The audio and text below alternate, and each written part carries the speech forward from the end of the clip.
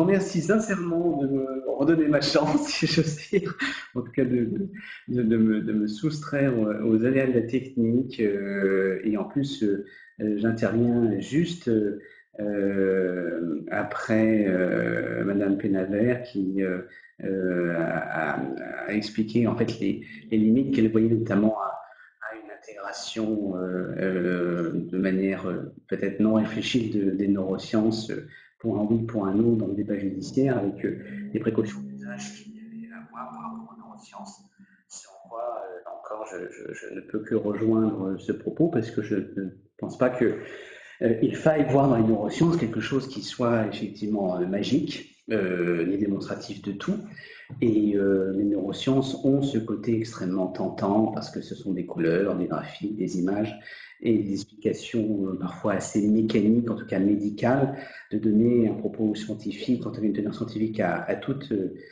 argument. Et il serait tentant de revenir un petit peu à quelque chose qui réduirait effectivement l'être humain à sa seule vérité neurobiologique, ce qu'il n'est pas. Nous sommes évidemment, et je pense que des juristes ne peuvent qu'être sensibles à ce genre de point de vue, des personnes qui ont également un esprit, une pensée, une liberté, et tout n'est pas uniquement neurones dans notre comportement. Il y a d'autres choses qui peuvent intervenir. En tout cas, on ne peut pas réduire tout à une explication par les neurosciences. Ça, je pense que c'est important parce que pour le coup, effectivement, on verrait réapparaître une nouvelle forme de lutte contre la dangerosité, où on aurait l'effet inverse de ce qu'on pourrait espérer en termes de défense, c'est-à-dire d'avoir une vision, une classification des gens dont on pourrait expliquer la dangerosité par A plus B, et puis les autres qui seraient forcément normaux et peu soucieux, en tout cas, et à l'abri de toute critique médicale qui justifierait qu'on les mette à l'écart. Néanmoins, je pense, pour y revenir, qu'il est important que le caractère interdisciplinaire des neurosciences soit préservé. Je pense que c'est ça qui est important dans cette révolution des neurosciences et dans cette confrontation des neurosciences avec le monde de la justice.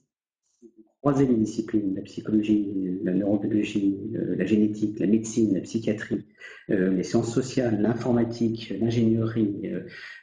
pour avoir une connaissance plus précise d'un monde qui est complexe, qui est le nôtre, et ne pas se limiter à des cases ou à des appréhensions par rapport à une recherche et à un développement qui est là. Et si nous ne parvenons pas à le maîtriser, à le connaître, à en connaître les limites et à s'en préserver quand il le faut, mais également à savoir s'en servir quand c'est utile, nous serons forcément dépassés par quelque chose qui sera techniquement trop complexe pour chacun d'entre nous, alors que justement, c'est peut-être le moment de prendre le train en marche. Raison pour laquelle, je ne sais pas si c'était entendu tout à l'heure, j'insistais moi sur l'importance, pour ma part, connaissant comme vous la réalité de la pratique pénale et de l'expertise pénale, et de la pauvreté de l'expertise pénale, non pas en termes de concept, parce que je suis bien humble par rapport aux médecins psychiatres et leurs années d'études, mais par rapport au fait que l'on se limite nécessairement à une catégorie d'expertise et qu'on fasse des cloisons très étanches entre les disciplines, notamment en matière d'expertise pénale, il y a l'expertise médico-psychologique d'un côté, l'expertise psychiatrique de l'autre, et grosso modo, on sait à peine si ça peut se croiser, mais en tout cas, on ne va pas chercher d'autres sciences. Bon, il y a l'expertise médico-légale évidemment, mais à part l'expertise toxicologique, l'expertise balistique, l'expertise psychiatrique et le profil psychologique, on sépare les choses et on ne fait jamais en sorte d'avoir cette démarche qui caractérise les neurosciences, d'avoir une approche interdisciplinaire. Et lorsqu'elle s'applique à la question de l'intégrité de l'état du cerveau, je trouve qu'il serait important, si on diagnostique autant de cérébralisés parmi les personnes détenues, parmi les personnes qui sont prévenues, parmi les personnes qui peuvent avoir des comportements agressifs avec réitération, que l'on puisse à tout le moins interroger cet état du cerveau, sans pour autant tirer une conclusion, une défense évidente, ce n'est pas mon propos, mais je trouve que au jour où on peut faire des IRM et des scanners, où c'est la moindre des choses qu'on vérifie cette question-là, il serait normal que l'examen de l'état du cerveau soit fait lorsque l'on est sur manifestement des préventions d'actes où il y a une désinhibition, une agressivité, un passage à l'acte. Voilà, ça me paraîtrait quelque chose d'utile, quelque chose dans la besace du juge pour se décider. Ça ne veut pas dire pour autant que c'est la vérité, que ça veut dire qu'un homme se limite nécessairement à l'expression de ces neurones. C'est évidemment plus complexe que ça et c'est heureux. Par ailleurs, s'agissant des autres éléments que je voulais aborder sur la façon dont les avocats, parce que c'était mon sujet avant tout, appréhendent les questions des neurosciences et comment ça se développe. Il y a plein d'autres sujets qui ne sont pas uniquement limités à la matière pénale, bien entendu. Il y a des questions de neurosciences qui se posent maintenant et se poseront encore plus dans la question de la distanciation des audiences, dans le fait qu'on recourt à la visio-audience, à la visioconférence de plus en plus, non seulement en période Covid évidemment, mais parce que c'est un peu le sens de cette justice pénale numérique que l'on met en place. Il y aura un apprentissage à faire de la technique des écrans, de comment est-ce qu'on filme une audience, puisqu'on parle aujourd'hui de les filmer, c'est dans le cadre du projet de loi actuel, mais également parce qu'on parle de plus en plus de recourir à une visio-audience et donc à une distanciation. Qu'est-ce qui se joue dans l'écran, dans l'image, dans le fait qu'il y ait du verbal et du non-verbal, dans le fait que votre cerveau actuellement ne perçoit qu'une petite partie de mon corps, de mon visage, mes épaules, mais vous ignorez grosso modo tout l'environnement que j'ai autour de moi, ce que je peux faire passer ou ne pas faire passer comme argument, et comment, si j'étais non pas un avocat, mais quelqu'un qui était prévenu, éventuellement dans une situation différente, avec un a priori qui se ferait éventuellement du fait de la prévention qui serait rappelée à mon égard ou de mon casier judiciaire, comment est-ce que tous ces biais qui ont été exposés ce matin, notamment dans la Privatsky lyonnais, comment ils jouent à travers un écran lorsqu'on ne peut pas forcément donner les meilleures images de soi-même. Comment aussi votre fatigue, le fait qu'on empile les dossiers, comment est-ce que tout ça joue sur l'audience, sur la relation entre les avocats et les magistrats, entre le prévenu et le magistrat, entre les clients et leurs juges. Ce sont des choses importantes parce que plus on va recourir à cela, plus finalement les personnes qui sauront maîtriser la façon de s'exprimer favorablement des écrans ou de maîtriser leur image seront favorisées par rapport aux autres qui ne savent pas le faire. Parce qu'il n'y aura plus ce contact d'accès direct au juge dans certaines audiences. Et je pense que là se jouent des questions de neurosciences très importantes et qu'il faut les connaître parce que d'autres cabinets, d'autres acteurs de justice qui ont peut-être les moyens de mieux préparer leur communication sauront avoir une image de même à l'écran nettement plus porteuse que d'autres qui ne pourront pas se payer ce luxe de préparation. Et là, on aura peut-être tout d'un coup une forme d'inéquité du procès liée à des considérations de maîtrise de la technique. Alors que la réalité, c'est de savoir comment est-ce que mon propos, les propos que vous entendez, l'image que vous recevez, va jouer sur votre perception de mon attitude, de ma personnalité et de mon positionnement et de mes arguments. Vous avez vu tout à l'heure que tout capotait en termes de technique. L'air de rien, si ça avait été pendant 2 heures d'audience et que j'étais prévenu, un moment ou un autre, ça aurait probablement joué sur votre perception du caractère agréable, très désagréable de mon intervention. Et je pense que ça, c'est quelque chose, quand on voit la lourdeur des audiences que vous avez amenées, qu'il faudra un jour interroger. La visio-audience, la visioconférence, c'est aussi un endroit où on peut être dans l'inéquité si on n'a pas la possibilité d'avoir un accès à Internet de qualité, comme c'était mon cas ce matin. Autre chose, sur la question aussi du processus décisionnel et des biais cognitifs, bon, ça a été beaucoup évoqué, donc je n'irai pas plus loin là-dessus, mais oui, ce qui est très intéressant dans l'approche de neurosciences et le fait que l'on découvre ça, c'est qu'enfin, il y a des mots, des théories, une base scientifique, notamment liée à la psychologie cognitive, qui nous permet de dire les choses sur le fait que décider, trancher, raisonner n'est pas un acte neutre et qu'il est influé par un ensemble de biais. On ne peut pas forcément avoir un impact sur tous les biais, puisqu'il y en a trop,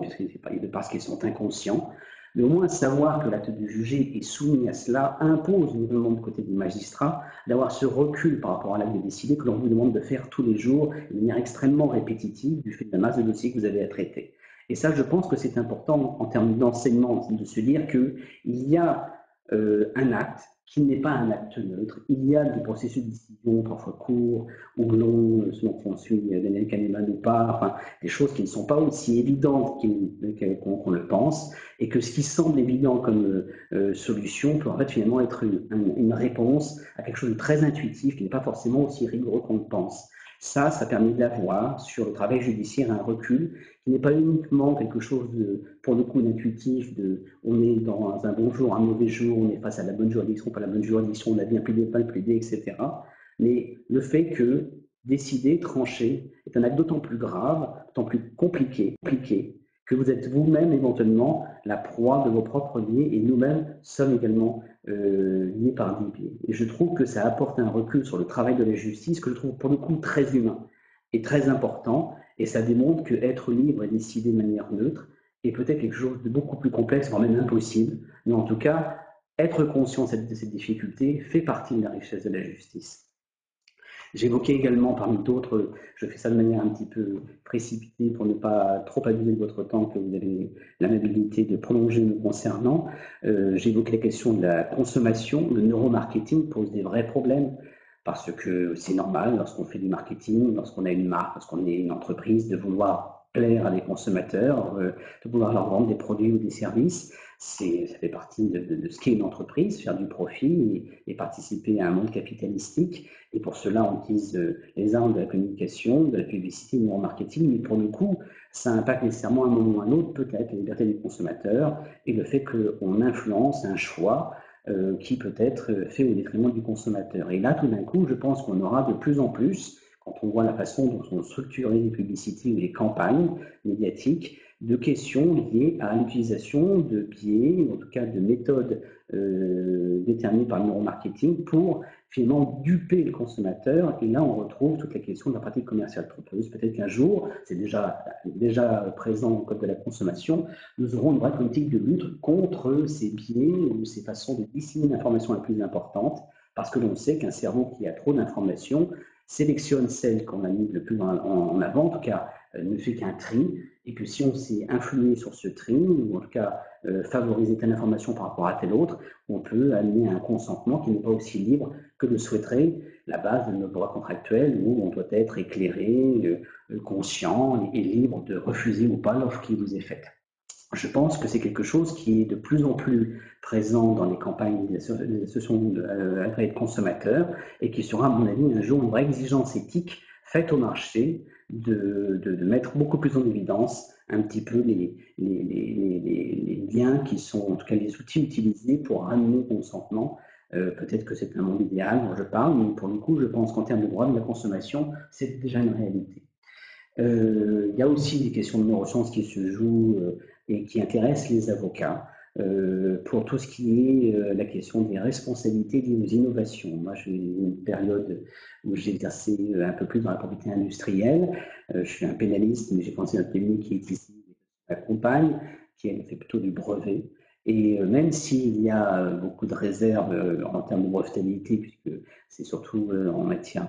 d'appareillage médical que les choses sont envisageables, il n'empêche qu'il y a une vraie innovation technologique en matière de neurosciences. Un institut comme l'Institut du cerveau et de la moelle épinière, aujourd'hui l'Institut du cerveau, a énormément de start-up qui réussissent sur beaucoup d'appareillage. Et la question d'appareiller le cerveau sera très probablement et déjà génératrice de questions de responsabilité. Je me souviens de la séance inaugurale de Cerveau droit qui a eu lieu il y a un peu plus de 2 ans désormais, où l'un des chercheurs, M. Alexis Génin, professeur de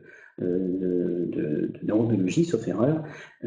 indiquait à quel point lui, en tant que chercheur, avait besoin d'éthique et de droit et de réponses des avocats et des magistrats sur les questions de la responsabilité qui peuvent être immédiates.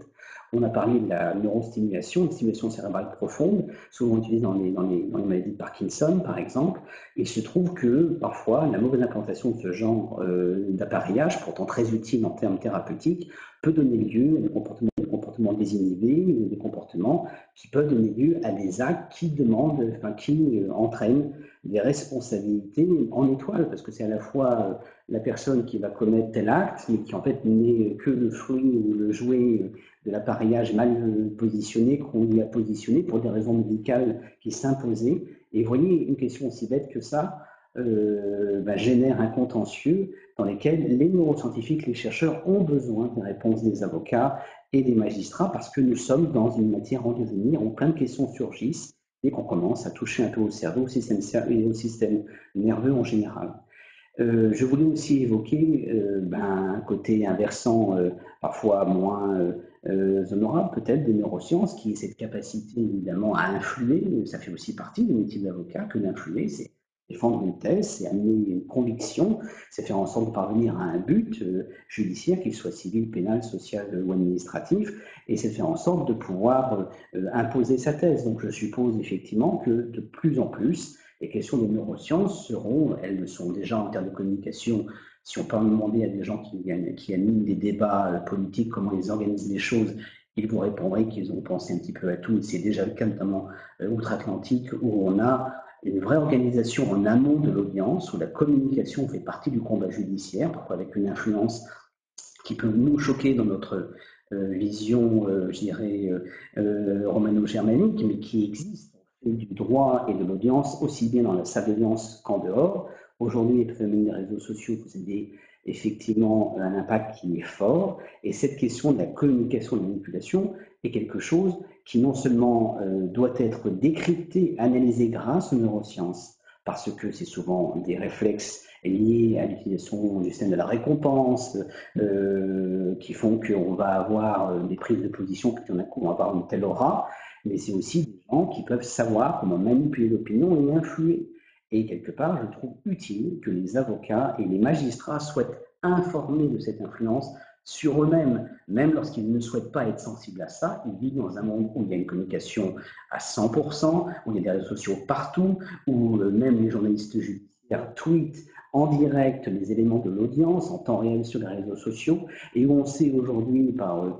certaines émissions de personnes haut placées dans des groupes tels que Facebook, Twitter et autres, qu'en réalité les algorithmes de ces réseaux sociaux-là sont faits de telle sorte qu'elles sont là pour capter votre attention le plus longtemps possible, vous amener à être le plus longtemps possible en présence de gens qui pensent la même chose que vous, puisque c'est une manière de vous retenir et de flatter votre ego par des likes sur votre opinion qui est forcément partagée parce que les personnes se rassemblent par cet effet d'algorithme. Et bien au bout d'un moment, ça amène les hommes de loi, les juristes, les avocats, les parlementaires aussi à interroger ce rapport à la démocratie et à la justice pour démontrer aussi que ce qui se passe en dehors n'est pas forcément la justice, mais peut influer sur la justice. Et je pense sincèrement que très récemment, les arrêts de la Chambre criminelle de la Cour de cassation le 14 avril, je parlais de l'affaire Halimi, vous avez pu voir à quel point même un arrêt qui, pour le coup, en termes de pur droit, à mon sens, puisqu'on dit le principe de l'égalité, était assez prévisible en termes de rejet du pourvoi sous une matière où le pouvoir souverain d'appréciation du juge du fond est très fort, cet arrêt-là n'est plus compris, alors qu'il donne une solution qui est probablement très prévisible. Et il faut gérer le parajudiciaire qui semble presque plus influent que la décision de la plus haute chambre, de la plus haute juridiction française. Donc, je pense aussi que les neurosciences permettent d'appréhender ce domaine de la communication, parfois pour influer, mais aussi pour être conscient qu'un message partagé, retweeté et re-repartagé n'est pas forcément la vérité, et qu'en fait, on a pu y adhérer par facilité, parce qu'on a fait en sorte d'influer sur vos biais et faire en sorte que vous soyez confirmés dans vos certitudes et ravis finalement d'avoir toujours raison, parce que Facebook ou Twitter vous l'ont dit. Je prends par exemple que dans le système de cyberharcèlement, dans ce phénomène particulier où on voit des gens en meute se mettre à agonir d'injures racistes ou sexistes personnes, comme s'ils étaient en train de dépecer quelqu'un dans une espèce d'effet presque cannibale, je pense que se jouent des choses qui sont probablement, pas totalement, mais en partie explicables par des choses que les neurosciences pourront un jour nous démontrer et nous permettre d'éviter et nous permettre de demander aux gens qui gèrent ces façons de concentrer l'information d'être peut-être un peu plus prudents sur la façon de générer des effets de groupe et des likes et des retweets et de capter l'attention pour des raisons mercantiles, mais parfois avec pour effet un comportement totalement inadmissible des personnes qui surfent sur les réseaux sociaux. Je parle de manipulation, je parle aussi d'explication liées aussi à l'interrogatoire, à la façon dont on parvient à obtenir des réponses. Vous avez aujourd'hui des neuroscientifiques qui écrivent des livres sur la façon de parvenir à des contre-interrogatoires avec succès, voire même à des aveux. Je pense sincèrement que un jour, on parviendra à démontrer un petit peu plus comment les gens peuvent orienter l'interrogatoire, et en termes de défense, c'est important. Et je pense qu'il est normal d'être lucide sur cette façon de parvenir à un propos qui en fait n'est amené que par des systèmes de conviction, des systèmes de biais que l'on crée chez l'autre, qui fait qu'en fait il pense parler librement, il est amené à cette discussion-là et à cette opinion-là. Bref, tout ça pour vous dire que les neurosciences et les droits de l'homme, c'est aussi une question, que les neurosciences, c'est pas un paradis. J'en suis tout à fait conscient et je ne souhaite pas que ça devienne un paradis. Je pense que c'est un outil et qu'il faut qu'on le maîtrise. Raison pour laquelle, j'en terminerai par là, il y a un plan d'action stratégique sur les droits de l'homme et les technologies en biomédecine du Conseil de l'Europe pour les années 2020 à 2025, et dont l'un des objectifs notamment est d'évaluer la pertinence et l'adéquation du cadre actuel des droits de l'homme pour traiter les questions soulevées par les applications des neurotechnologies. Donc non, les neurotechnologies ne sont pas un paradis, il y a des dangers aux neurotechnologies, ne parlerons pas de neurosciences pour un oui, pour un non, connaissons juste cet outil et utilisons-le pour, si possible, le respect des droits, de la justice et surtout le bien-être de l'homme et son bonheur. J'ai rien dit sur les tutelles, il y aura des choses à dire. J'ai rien dit sur la médiation et la négociation, où pour le coup, les neurosciences sont utilisées largement et apportent aussi de très belles solutions. Et en tout cas, c'est un univers à défricher et moi, je suis heureux de le faire au sein de l'association Cerveau Droit avec des magistrats, des avocats, des neuroscientifiques, des psychologues. Et je serais vraiment heureux de vous accueillir lors de nos interventions ou manifestations, de vous inviter s'il y a des thèmes qui vous intéressent, parce que c'est un continent immense et on est juste au début de cette période charnière et de cette découverte. Merci à vous.